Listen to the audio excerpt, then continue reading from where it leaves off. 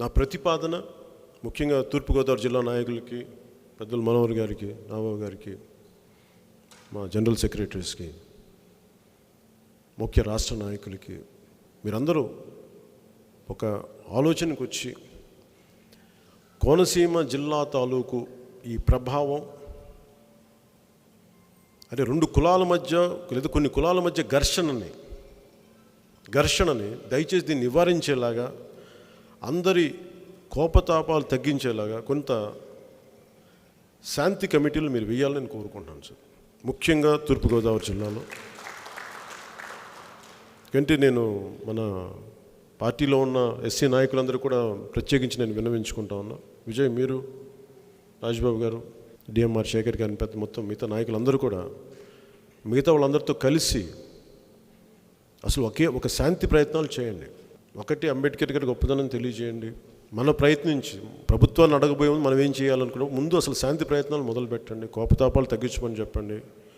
వివాదాల్లోకి భౌతిక దాడులు ఒకటి, అలాగే ఆడబిడ్డల మీద, మాన మర్యాదల మీద సంబంధించే మాటలు, వీటన్నిటిని దయచేసి అందరూ ఆప్ చేసుకోమని చెప్పండి. అలాగే జనసేన దానికి వ్యతిరేకం కాదని తెలియజేయండి. నేను ముందు నుంచి అదే చెప్తున్నాను. స్థానికంగా కోనసీమ వాసులు ఉండే బాధకి దానికి మేము ప్రభుత్వం చేయాల్సిన పని అది, జనసేన చేయాల్సింది. జనసేన గొడవ పెడుతున్న ఈరోజు మేము ప్రభుత్వం చేసిన తప్పుని మేము ఈరోజు సరిదిద్దుతున్నాం ఈ రోజున.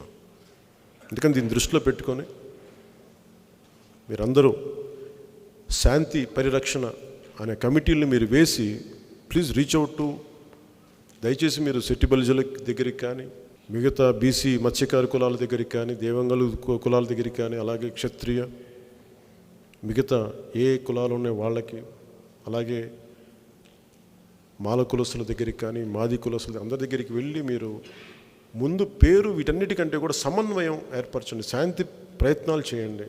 గొడవ పడద్దని తెలియజేయండి. అట్లీస్ట్ మన ప్రయత్నమే మనం చేయకపోతే తప్పు చేసిన వాళ్ళం అవుతాం మనందరం. దయచేసి ఇది నా అభ్యర్థన.